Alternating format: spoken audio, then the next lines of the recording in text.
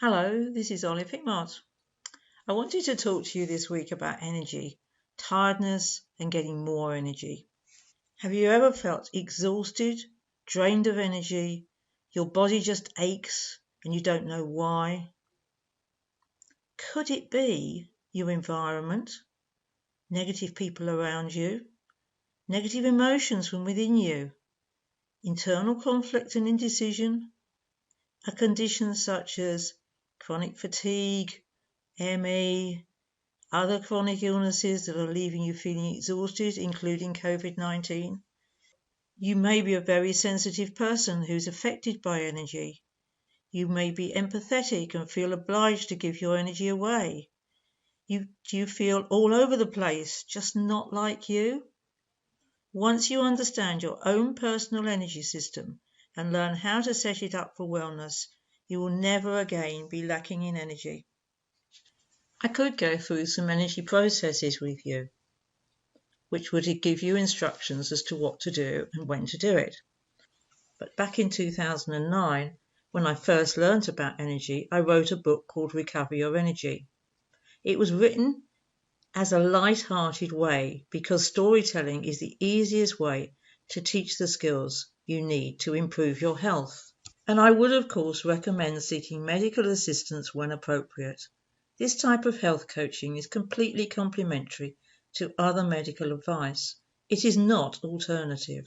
My friend Jill, who's spent years doing amateur dramatics, kindly recorded the whole book for me for those people who found it really hard to read when they were so tired. So I'm going to give you extracts from the first 3 chapters. For now, sit back and relax and enjoy the story with the intent of learning more about how to recover your energy and return to wellness. Please do not use this recording when driving a car or operating machinery, as the energy can be quite strong. The book and a double CD pack are still available for anybody who would like to hear the whole story. Recover Your Energy. Chapter 1. Running on Empty. I get up in the morning in a fog. Where am I? Am I still partly in my dreams? I've been told to manage my energy, but I'm running on empty. I don't have any energy to manage. I have crashes. I don't know why. Or do I?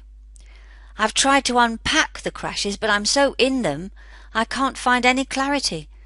And anyway, it's too tiring to try. Then there are those learned people who've never had a crash in their lives who want to argue about the exact label for this illness. Is it yuppie flu? Myalgic encephalomyelitis? Chronic fatigue syndrome? Seasonal affective disorder? Post-viral something or other? Or even unconfirmed glandular fever? What on earth does it matter? I'm fatigued and running on empty, and yes, I am angry. I've felt like this for years and nobody seems to know how to help me. I'm on the too difficult pile and it seems I'm expected to just snap out of it. Ha!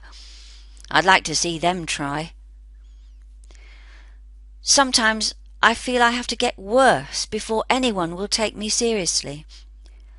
And then there was that sweet consultant who looked me straight in the eye at the age of 14 and said, "You have post-viral syndrome. We can't say how long it'll last. Could be 2 weeks, 2 months, 2 years, or 20 years. And there's nothing we can do to help you. It just has to take its course. And you're not to go back to school a bit at a time. Wait until you're perfectly confident that you can make it through a whole day." Well, I never did get back to school. And that was 20 years ago. So what the hell am I waiting for? I saw a headline recently, "If it is to be, it is up to me." I watched the words for some time, hoping something would happen.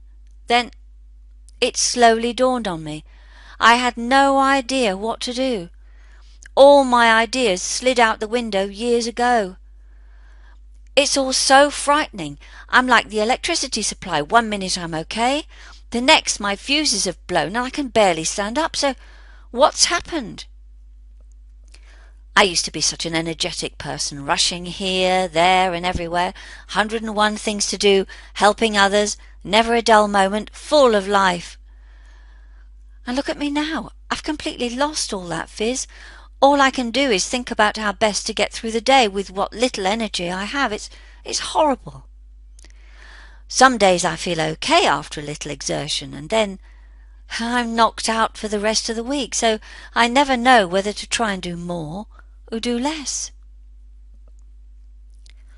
Lost in thought. Suddenly I heard a voice say, "I know what's going on." Who said that? I am your little green goblin, and I'm here to point out the blindingly obvious. Things, in fact, you already know, but have simply not connected or known how to react to.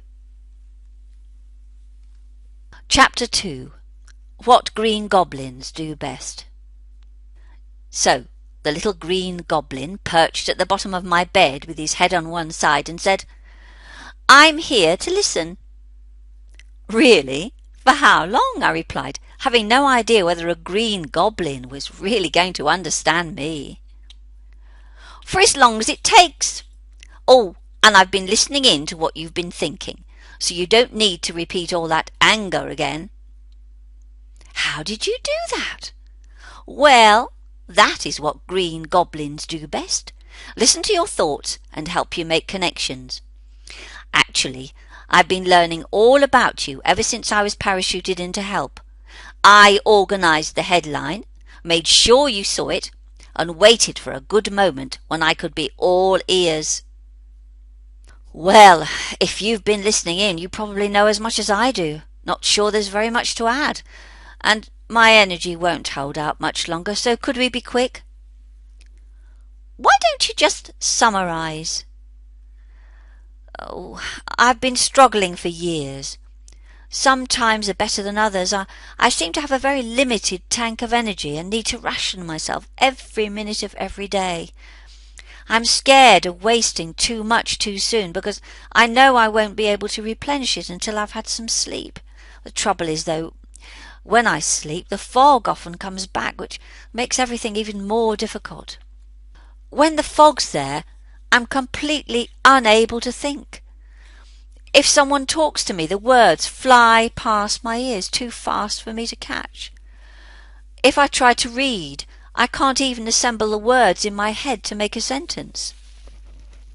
Then there's the pain that randomly arrives in any part of my body, sometimes like moving pins and needles, and at other times almost like a series of electric shocks. And now my mother, who has been popping in to look after me for years, isn't well, so she needs my energy too, but I honestly haven't got enough for both of us. Also, I seem to be suffering from more and more allergic reactions and food intolerances. I have to cut out so many foods I just can't enjoy a meal any more. I don't know what on earth I can eat without worrying. And then Mum keeps on at me for not eating enough, saying that's why I lack energy. So I've been eating goodness knows what, and of course I've put on weight, which I think makes me even more tired. Whatever I eat seems to go straight to fat. Food doesn't seem to give me any energy at all, more often the reverse, so I'm totally baffled as to what to do. I think there might be something in me that's saying, "You don't deserve any energy." "Could you take a deep breath?" asked the goblin. "It will help you to naturally slow down a little. Breathing is actually rather good for you." Actually, I admitted, I often probably stop breathing, especially when things are getting more and more confused in my mind. Mind you, getting all this out of my system helps. It's as if I can see all my problems over there on the table, which is where I'd like it to be, right away from me. Can a green goblin really help? The goblin nodded his head. "I can certainly help you understand what's going on and how you can move forward. What do you think your life would be like if you were better?" "Oh, that's a difficult one. I fell ill as a teenager, never got any GCSEs, etc., and have no job." Who would I be if I were well? Scary thought to cope with. Well, said the Goblin, Gwendolen, the good fairy, will be popping along to help you with that side of things. I'm your own personal goblin. My job's to help you recognise what's really going on. You see, part of you wants to get out of bed, but part of you yearns to stay. Part of you wants to go ahead with your life. Part of you just wants to pull the duvet over your head and give up. There are so many parts of you in conflict with each other. The team is trained to tackle all this confusion. Sorry, the team? Certainly, your support team. You'll be meeting them one at a time over the next few days. Not to worry, they're all really cool and total experts when it comes to you. But I must get on with my own job. What do you think causes your energy crashes? Oh, no idea. Can you recall one of your crashes, which is just a symptom, and trace it backwards to find the cause? Go back as far as you need, perhaps 5 minutes, maybe 5 hours. Well, very often I'll get a visitor who comes to see me, tells me how awful I look, and then they'll dump a load of their misery on me, and as if that wasn't bad enough, then they'll tell me all about everyone else they know who's really tired too. And by the time they've gone, I feel dreadful. But I can't tell them not to come, or I wouldn't get any visitors at all. So you're left holding all their negative energy. What are my options? I can't cut myself off from everyone. That's not what I'm suggesting. The Goblin leaned forward, head on his hand, concentrating. How long does it take for you to crash? What sets it off? Can it be brought on by listening to music, watching the soaps, or worse still, the news? Well, funny you should mention that. There certainly seems to be more than the usual load of disasters lately. I was thinking perhaps I just shouldn't watch them, because sometimes I feel physically sick. And then I end up in bed for hours. But not knowing what's going on in the outside world makes me feel as if I'm becoming a recluse. What's your reaction to a disaster-ridden news programme? Miserable, sad, frustrated. I'm helpless to do anything. I'm often angry. So you get a load of other people's misery, and at other times you're getting bad energy from your own reactions to outside events. Added to that, you're trying to take all their troubles onto your own shoulders. Quite a load. That's just who I am, I suppose. When anybody's in the family is unhappy, I feel dreadful. I so much want to be able to sort them out, but I haven't even got enough energy to set myself straight. And then I crash. All energy vanishes, and I don't know what to do except sleep it off. It's like all my fuses are blown. The Goblin nodded his understanding, paused a moment, then said, Can you think of your energy distributed all over your body like the fairy lights on a Christmas tree?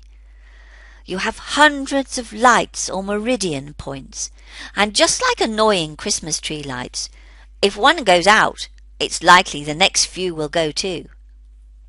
To get your energy flowing, you need to have all your lights on, clearing blockages. Your energy gets blocked through operations, accidents, emotions, stress, other people's energy when they dump on us. It can be blocked by negative life experiences and limiting beliefs.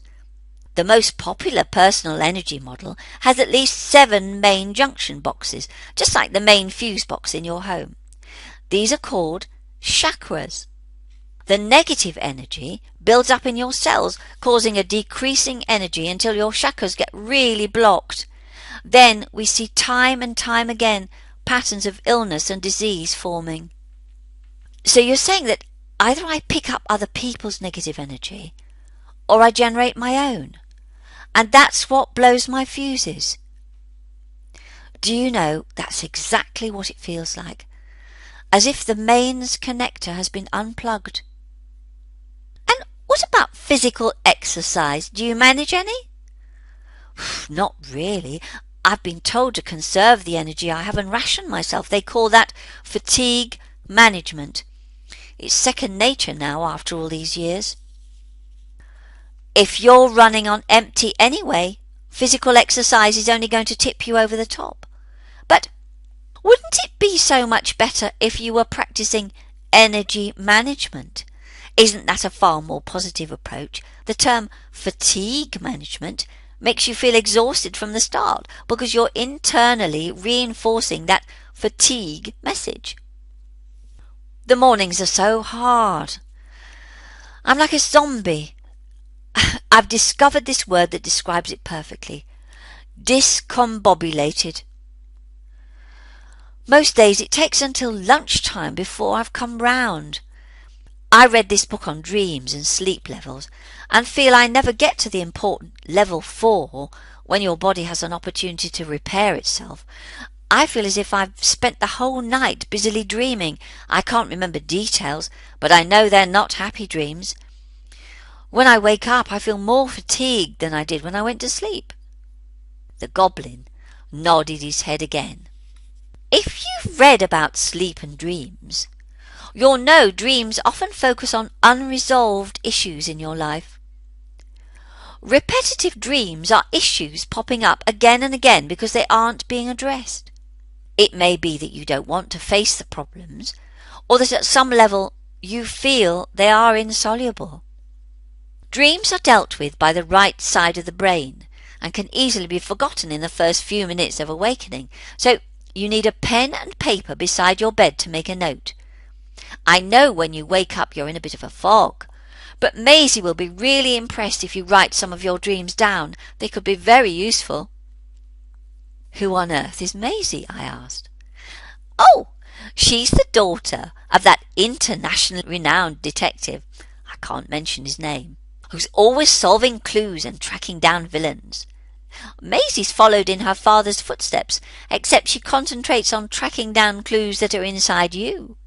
Once you've found the patterns causing your ill health, everything starts to make sense, and you could make changes to find real wellness.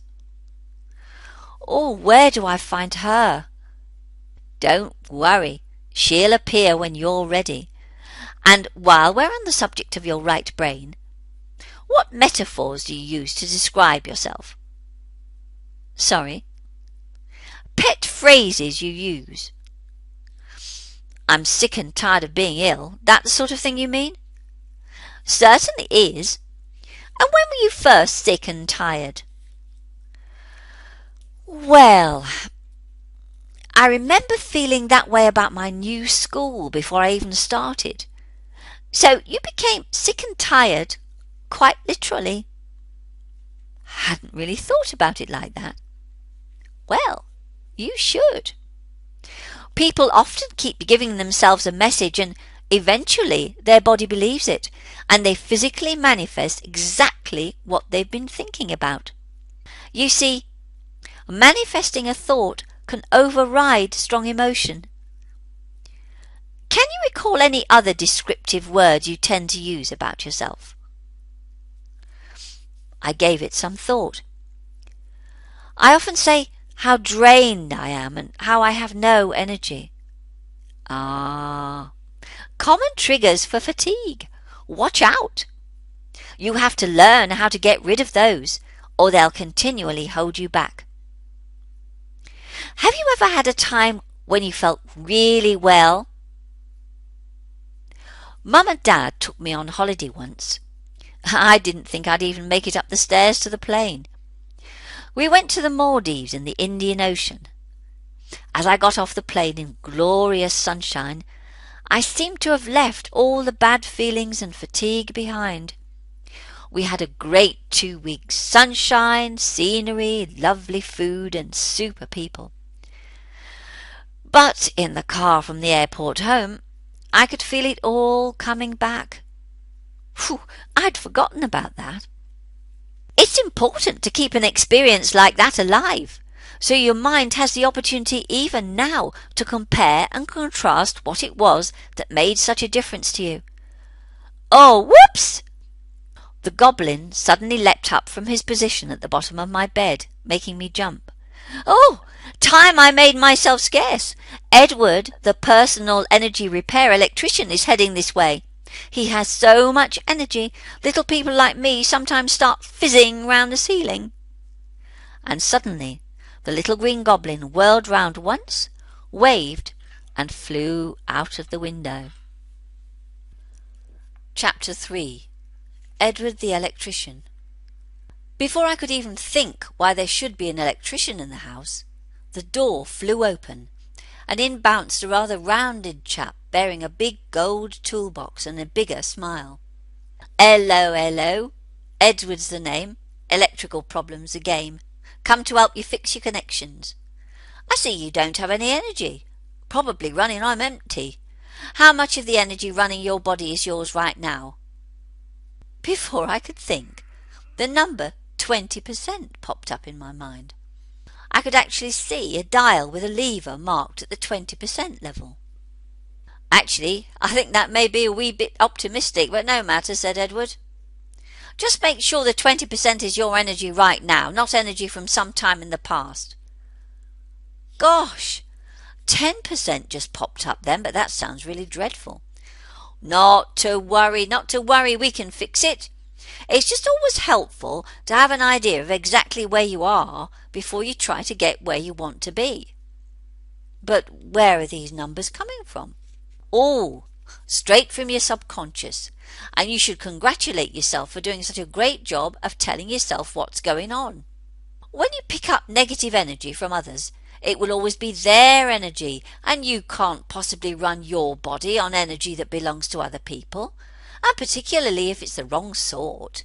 It just makes you feel odd and blows your fuses. Of course, if you have something that's worrying you, could have happened last week, last year, or even years ago, that event could be leaking negative energy from inside. Think about it. Anything like that lying around, whether it's 20 years old or a few weeks old, it's too old, it's draining, past its sell-by, and you're going to be much better off without it. What about that dreadful doctor? I'm still angry with him more than 20 years later. And that's helping you how? What good's it doing? Does he care? Well, I don't think so. Does he even remember? What do you think? So why waste time on him?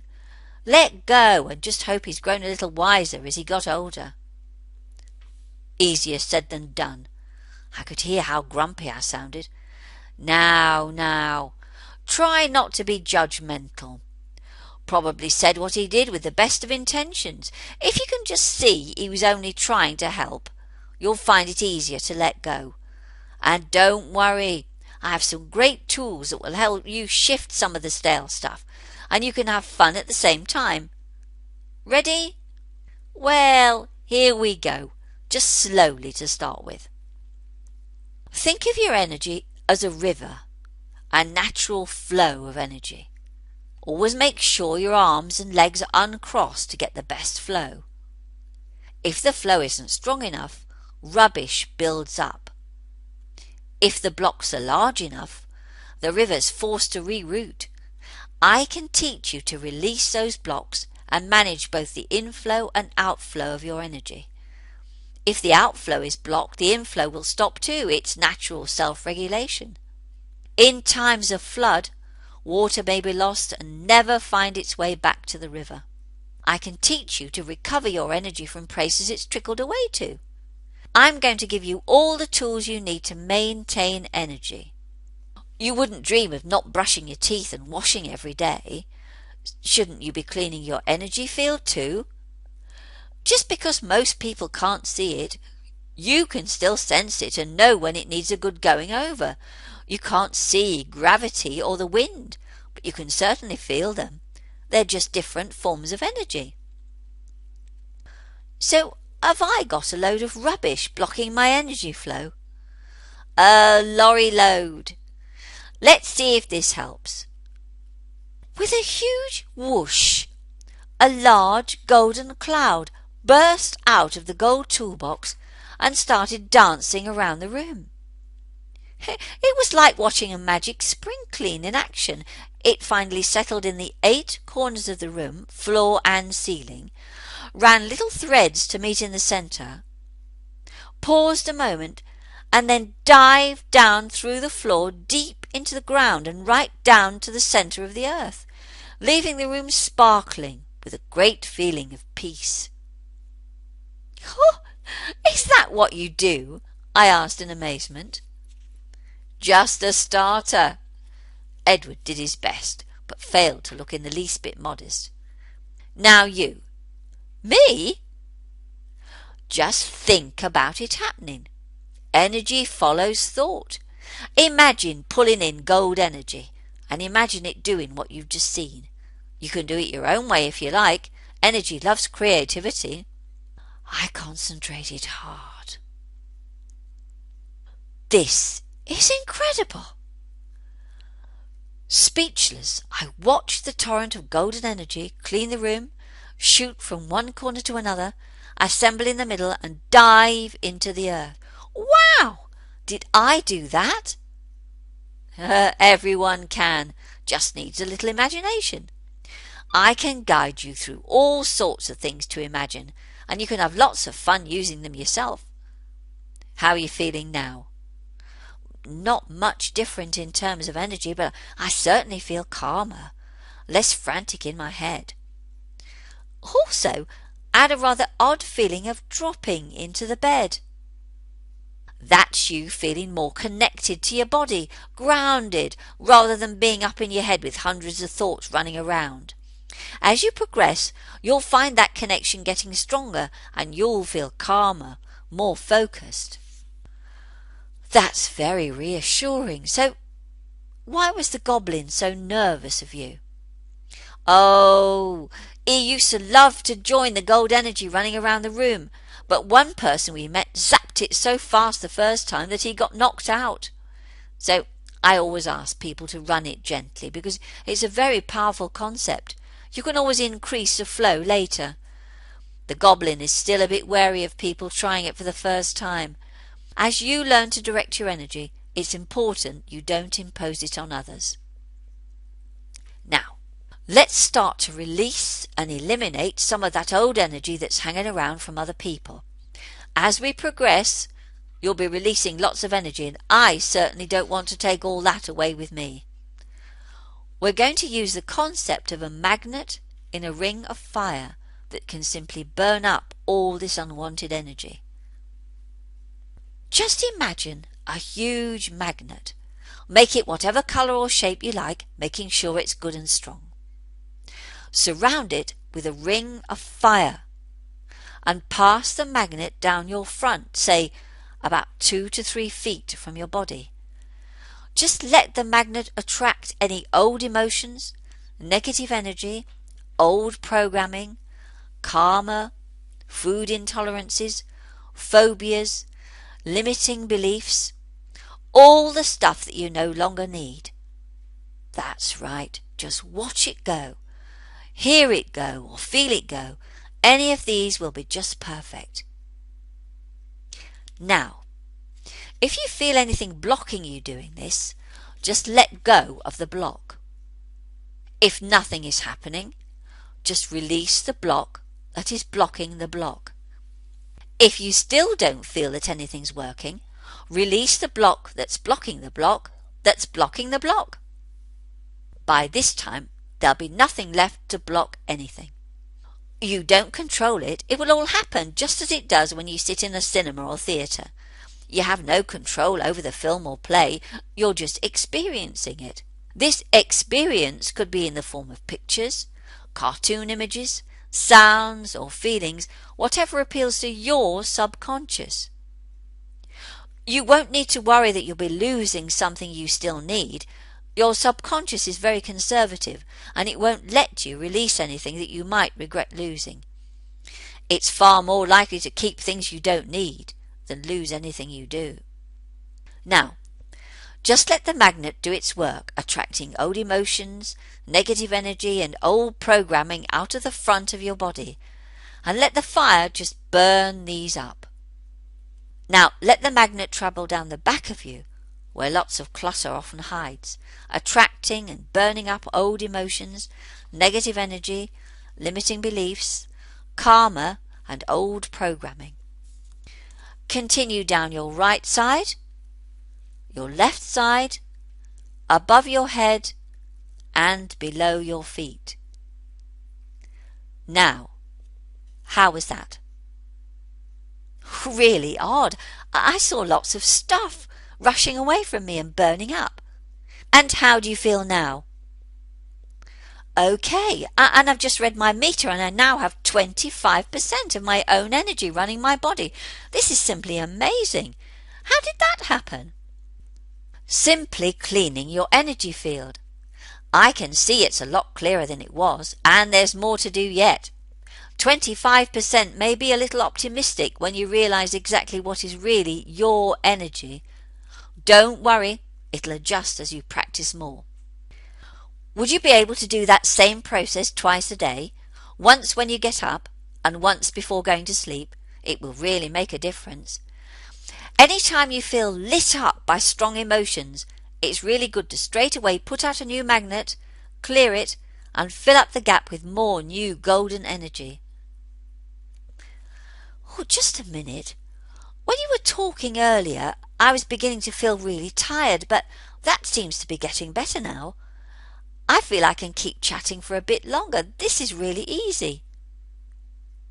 Now it's time to start recovering your energy from wherever you have scattered it.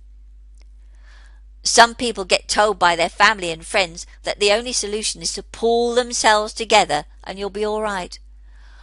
Don't say that. That's exactly the sort of thing that really annoys me. Hold on a minute. Let's think about what I actually said.